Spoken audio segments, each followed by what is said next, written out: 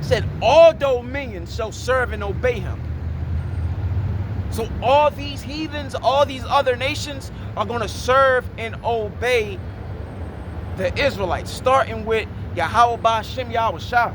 And that's, once again, in the Bible, bro. We're reading it out of the Bible. Right? I mean, are we now going to make the Most High's words void? Is that what we doing? You know, I would love to know. I would definitely love to know. This is Jeremiah chapter 30.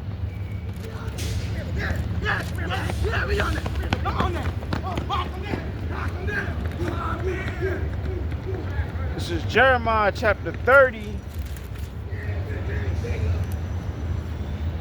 Let's start at verse 7. Alas, for that day is great, so that none is like it. It is even the time of Jacob's trouble. So it's pointing out Jacob's trouble, not the trouble of everybody. Right? And that's not to say that other nations don't experience trouble or they're not going to go through trials and tribulations, because they are. That's just a part of life. They're not going to experience the type of trouble that we have experienced or that we're going to experience in the future. But the only one that's highlighted is Jacob's trouble. Right? Because that's what this is all about. Everything in the land of the living revolves around Jacob. Right? It said the earth was given to the children of men. What children of men? All nations, but starting with the Israelites.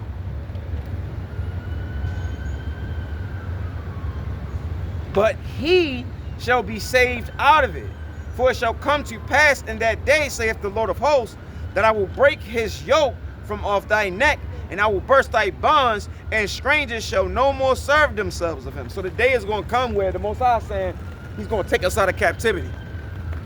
He's going to take us out. He's going to take us out of captivity, and we're no longer going to be serving these other nations. They're no longer going to have the ability to use us to get rich, bro. Because that's what they do. They make billions and trillions of dollars off of our people, off of our talent, off of our minds, you feel me, off of our labor. They use us to get rich.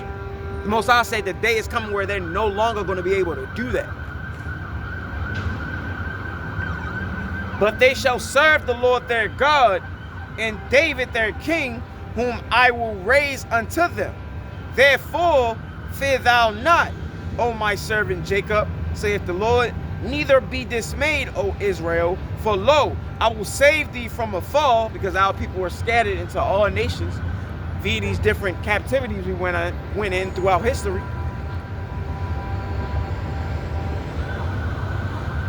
And thy seed from the land of their captivity. So once again, whenever I see seed, I like to always point that out, bro. You gotta put emphasis on it, because they got this doctrine of spiritual Israel, you know, which is bullshit, but there's a lot of people who believe it. But I just find it odd how you can't spiritually convert to no other nation. If you ask anybody, hey, I feel like I'm a Chinese person, would you recognize me as a Chinese person? They will swiftly tell you no, bro. You can't convert to nothing else, bro. Like a fucking white man can't become black. A black man can't become East Indian. And the East Indian can't become Arabic. But everybody can spiritually convert to being an Israelite somehow. You know, the one race everybody can spiritually convert to is being an Israelite. Nobody else can become nothing else, but everybody can become an Israelite. That speaks volumes to me. It speaks volumes to me, right? What happened? How you telling me it's too cold? What the How you telling me it's too cold, little brother? What the Come on, bro. Come on, good brother. Telling me it's too cold. I'm the one standing out here. Like, the fuck?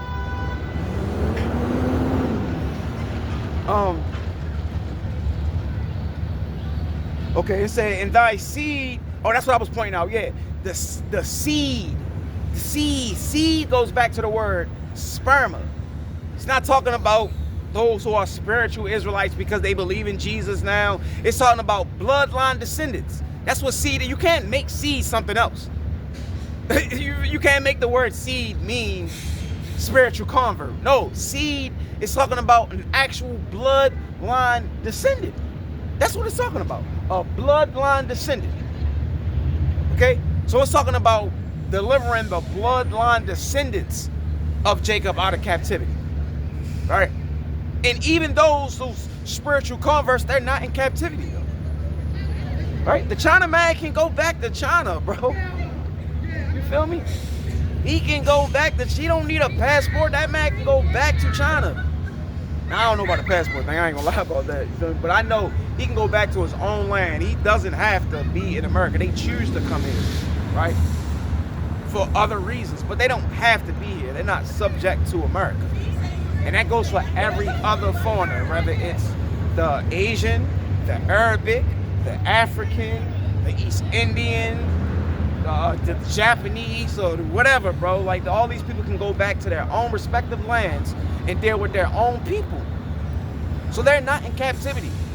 And I'm just saying that because even if you want to say, you know, this China man, he believes in Jesus, so he has spiritually become Israel. Like, come on, bro. That's how you know it's not talking about spiritual converts. It's talking about the actual bloodline descendants. It said, and thy seed from the land of their captivity, and Jacob shall return and shall be in rest and be quiet, and none shall make him afraid. That's not happening right now, bro. We're not in rest, right? This is not our own land. And we're not exempt from being afraid, bro. You know how many people got pulled over by the police today? It was in fear of their life, right? You know how many niggas got into an argument with one of their own people and didn't know if the nigga was going to pull out the Jimmy Mac and push his shit back? Right? Walk through this block you never been through before and 7 niggas staring you down. Like, we don't have the privilege of not being afraid right now. Like, even what just happened just now, like the young brother wanting a scarf, bro. Like why are you like telling me it's too cold to be out here? Like, you the one that gotta stand out here in the cold and preach the Bible. I don't need you to tell me it's too cold. The Most High said, make your bodies a living sacrifice.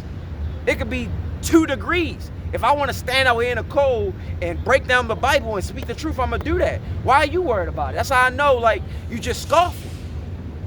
You just scoff. You're trying to show off for your friends, you know, the girls y'all with. Like, stop it, bro. And that's how shit happened to our people, bro. It's coming up against the truth, bro. Like, you literally didn't have to say anything. Like, come on, bro. Like, my mother told me this when I was young. Like, if you ain't got nothing good to say, don't say it at all. Feel me? But that only applies to the other nations. We don't carry that with each other, right? Because if I was a white man standing here, he wouldn't have said shit. But because you see somebody standing out here that look just like him preaching the Bible, he's compelled to want to try to scoff.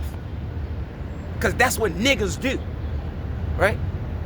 Because that's what our people are. Our people ain't no Israelites, man. Our people are not God's chosen people. And now, we know by blood they are. So I don't want to be like, but that's what you said. No, I don't mean that in a literal sense. I'm talking about spiritually, bro. I'm talking about mentally. They niggas, bro. Wicked niggas.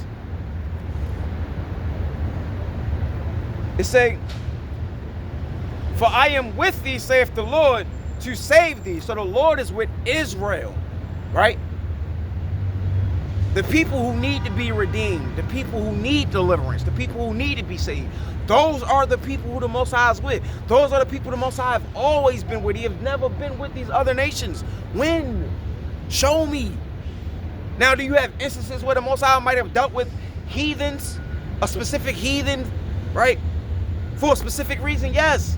Did David have heathen in his army? Yes. Right?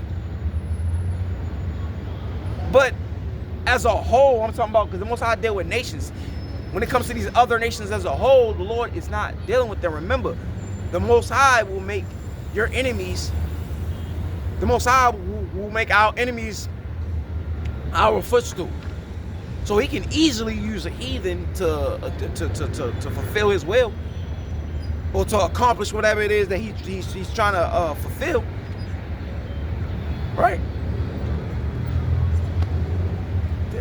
Does that mean he's going to save their entire nation? No.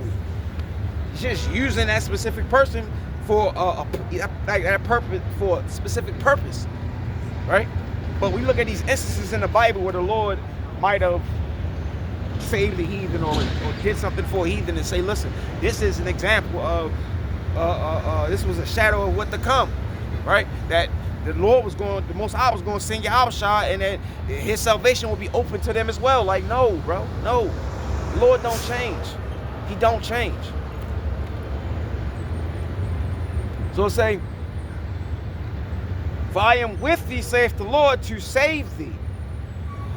Though I make a full end of all nations, whether I have scattered thee, yet will I not make a full end of thee. So all throughout the Bible, the Lord is promising to save us, right? And before he gets into making a statement of promising us that we'll be saved and redeemed and delivered, he always explains why we need to be saved. He's always explaining why we need deliverance, bro. Because they putting this hard bondage on us, right? They slaughtering us, shedding out blood, turning out women into whores, selling out kids, got us worshiping their false gods, subjecting us to payments, making it illegal for us to call ourselves Jews. Like, the Most High will always explain why we need to be saved, bro.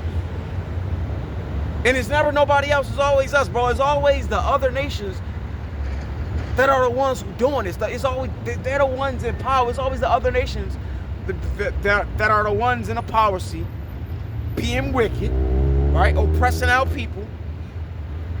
And the Israelites are the ones who need to be delivered. You know what I'm saying? And it's the same today, bro. It just so happens that Edomites, so-called white man, is the one in power, oppressing everybody, destroying the earth. And the Israelites are in the same predicament they always been in, bro. Being oppressed, being deceived, being destroyed, right?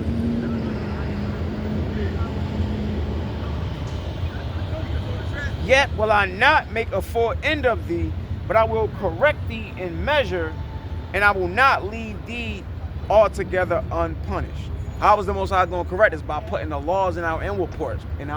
That's the new covenant, right? It say, for thus saith the Lord, thy bruise is incurable, and thy wound is grievous. What they did to our minds, bro. Listen, our people are creative players, bro. They don't even know what the fuck is going on. Like, literally don't know what's going on. Living in a simulation, bro. This is the Matrix. They think life is about whatever they experience every day. You know, fucking girls, going to school so I can graduate, then getting a job, possibly going to college, you know, having fun, doing this, doing that. Everything life is about enjoyment. You feel me? Life is about getting rich. Life is about starting a family and building up your household. Like, they don't even see what's really going on, bro. They don't see it. That's why the scripture is saying thy bruise is incurable, bro. Thy wounds is grievous. Because ain't no black leader on this planet that's going to be able to restore our people.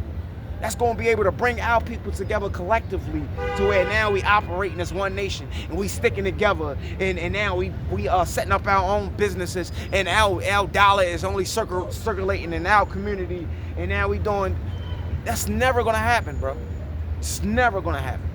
Ever. Okay? Not no fucking what's the Tariq Nasheed. He can't do it. Dr. Umar can't do it. The Nation of Islam can't do it. Like FBA can't, like nobody can do this. Only Yahushua can do it, bro. Only Yahushua. You understand?